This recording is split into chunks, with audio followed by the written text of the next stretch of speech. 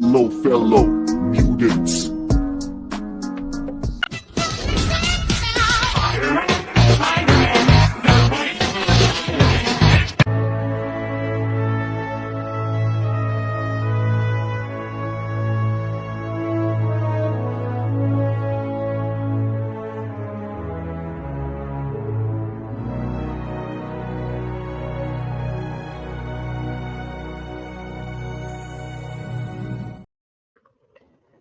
Hey fellow knights, welcome back to another video.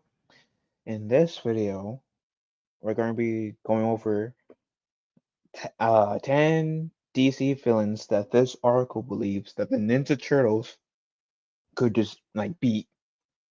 So I'm guessing just simply based off this image, King Shark, Captain Code, or two. I'm not really knowledgeable about these two characters are. Guessing this is Heatwave, I guess. But I don't not a huge. And maybe that's Wither Wizard, maybe. But that's just honestly, let's be real. I'm just guessing at this point, but the last two. But anyways, let's see. Let's see. So the Teenage Mutant Ninja Turtles are fighting force to be reckoned with. Their lethality varies across different mediums, distributions, and creative teams, but they are usually stronger than their foes when they stand together. Under the guidance of Master Splinter, they became masters of their craft and occasionally traveled dimensions to meet with other heroes. The Turtles have met with Batman and seen their share of darkness in their world. The villains of DC Comics can be brutal, but wouldn't stand a chance against turtle power. So, number 10, Deathstroke isn't on the same level as the Shredder. Slade Wilson, and I think that's a very interesting thing to say, because now I kind of want to see Deathstroke fighting the Shredder. Anyways, Slade Wilson is one of the deadliest men in the universe, but he's not that much more deadly than Roku Saki in his prime. Roku Kurai and her late son were also formidable companions, but they all met their end at the hands of the Teenage Mutant Ninja Turtles. The cartoon versions of Deathstroke is intimidating but less impressive than the comic book version. In the Teen Titans cartoon, Deathstroke terrorized children most of the time. Deathstroke is slightly augmented with enhanced strength and speed, but only enough to make him a rough match for one or two turtles. The full force of the foursome um, with a shell shock Slade into oblivion, likely killing him in the context of comic some comics are goofily dismissing him in a cartoon world. Now I will say, I think if we could take the 1990s Turtles, I mean just the 1990s film, not so much the sequels, but the 1990s film, and have those turtles go against the Arrow versus Deathstroke, that would like obviously I mean Slade Wilson because I know in the Arrowverse there was three Deathstrokes that we've seen. That would be a freaking sick um what's the word? Battle. I think so. So Flash rogues are cartoonish. The rogues of Central City are infamous, but they're also goofy, sometimes especially in comics. The Teenage Mutant Ninja Turtles are brutally efficient as with their weapons, cutting foes down without a second thought. Hopefully, they would be more family friendly against the Flash rogues, since most of our career criminals who don't usually kill people. Captain Code doesn't necessarily mess around, but has a strong code of honor. Mirror Master has crossed lines before, but he's usually just a weird dude who's hit uh, uh, who's hard to hit. The Turtles would have no problem redirecting the rage of Flash Rogue galleries, and the fight will allow for cartoonist tomfoolery that sets the Turtles apart from other combat focused heroes.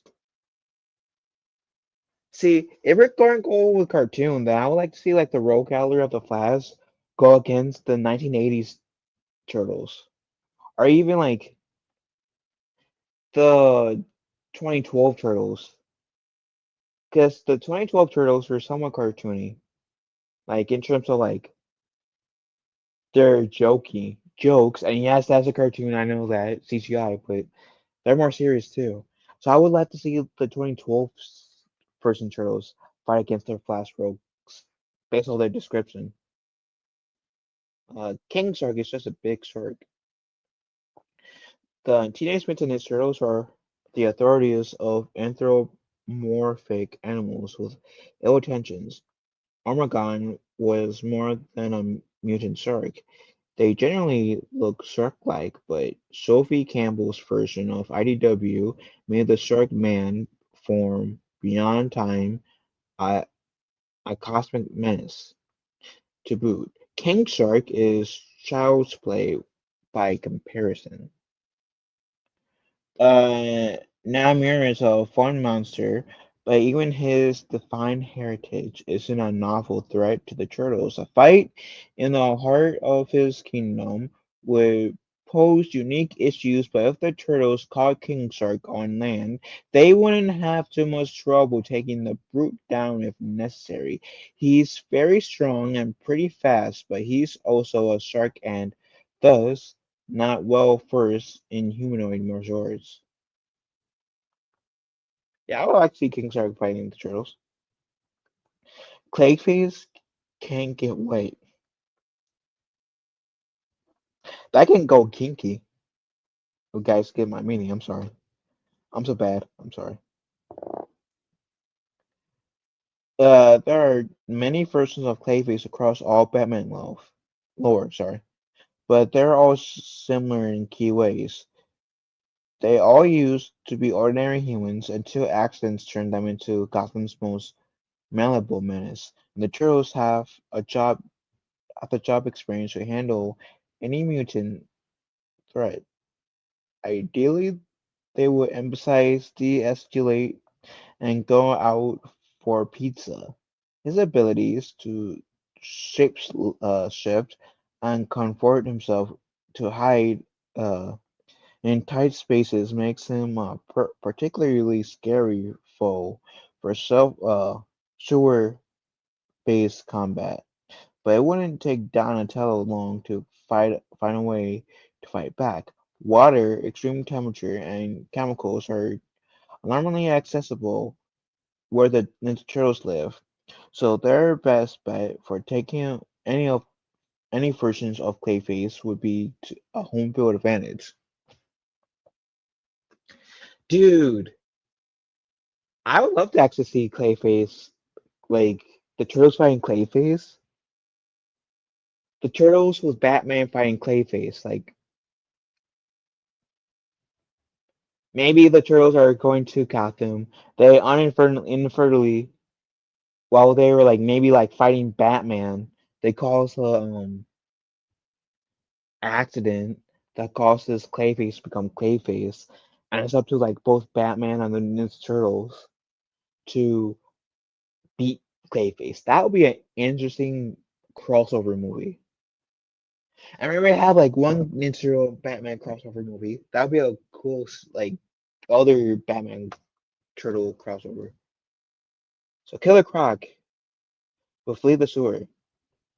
I mean, to be fair, like they have Leatherhead, so like I want to know who one is like more like hard to beat, Killer Croc or Leatherhead.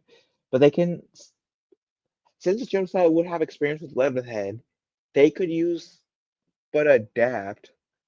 As- some of the plants they beat Leatherhead in the past, if it was multiple time more than one time, on Claire Clark. Let's be real. Waylon Jones is probably the most misunderstood man in Gotham. He has a genetic condition that causes his crocodilian appearance, and lack of opportunities for someone in his situation drove him to use his unique physiology to turn towards a life of crime. The only reason the Turtles would engage him finally would be surprised to find him in their sewer home. It would not be a long fight. Even at his biggest, Wayland's ferocity isn't a match for the deft skills of the Ninja Turtles. They will subdue and contain him if they realized he could talk and would likely offer him a chance to explain himself. Unless he worked for the worst villain or tried to take over Gotham from below, he's probably he would probably leave with a strange feeling of kinship towards towards the four Green Pillars. Again, I know like Killer Croc and like Glover had like two separate characters, but they could like use parts of the plans that they took Leatherhead down to beat Killer Croc if they can't like be diplomatic with him. That's my point. I was trying to go for earlier. Mr. Mind is a silly little worm. Mr. Mind is a little caterpillar with brain-based powers who is typically hell-bent on world domination. His main vil- his main villains are a group of adolescents with slightly off-putting transformational abilities, and he's weirdly adorable. He sounds like a perfect Ninja Turtle villain, and it's easy to envision the turtles wailing on him. So Sam and the Ninja Turtles would get along swimmingly, and they would be happy to help Billy take care of his problem. They've dealt with big sewer monsters and psychic freaks with robot minions' bodies, so they probably have some good tricks off the trade to swamp. The fight would be over before dinner, and Billy would get home before dinner. So he might have to lie about filling up on a pizza. Okay. Um, the Ninja Turtles will cut Bane off. Okay.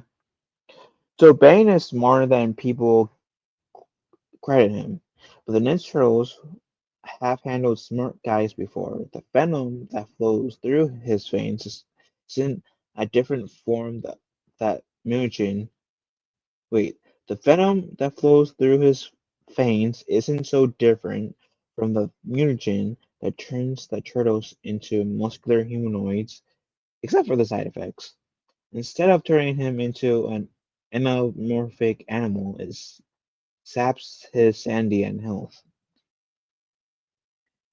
Bane rage, Bane's rage and personality isolates him, while the turtles can move as a family.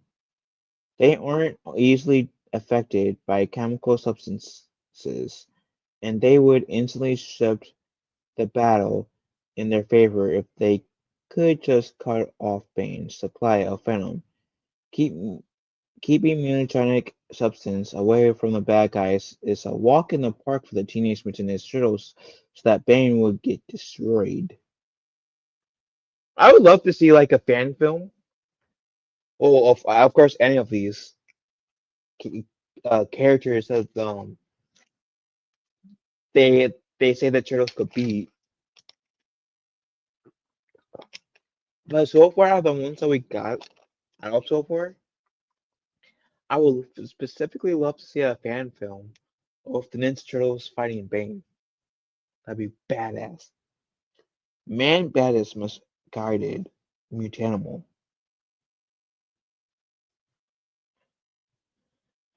Kirk Langstrom isn't always a villain, but his brand of misguided self-experimenting mad science is the natural sham. Several mutants from their world used to be people until unchecked science granted them animalistic superpowers, and the turtles usually turn those mutants into friends. They at least get close. Man-Bat isn't different from Superfly, Mondo Gecko, or the Last Targa Ninja for Roberto Azula's. The turtles are good at incapacitating their enemies, but also good at helping people who need help. Kirk doesn't want to hurt people, but if they lived in the same universe, the turtles would probably become a great support system for him and a group of friends to turn to since he doesn't have many. I can kind of see them maybe even trying to have Dr. Langston, Kirk Langston, um, create this device um for him where like if he does turn back into the man bed again, uh he will still retain all his like his human the human part of his brain will be dominant while his body will be a bat. So that way the Ninja Turtles can and Man Bat could take crime together. I can kind of see that situation playing out. Kinda. Anyways. Solomon Grundy doesn't know peace. Solomon Grundy is a big dumb swamp zombie. The only thing that he has in common with the turtles is how they each smell, and his lumbering movements and massive frame would make him an exceedingly easy target for the blinding speed of four well-trained turtles. He returns after he dies, and the turtles learn from their mistakes. The last Ronin talks a lot about vengeance and peace, and a fight with Grundy would could explore the dangers of undying rage and wicked legacies.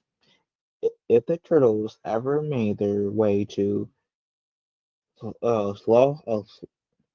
Slogther Swamp, perhaps for vacation to somewhere even wetter and grimmer than the sewer, they wouldn't have to worry too much about the lumbering revenant of Cyrus Gold. Eventually, after destroying him several times, they will find a way to bind or release him. And number one, the Turtles destroy leagues and clans.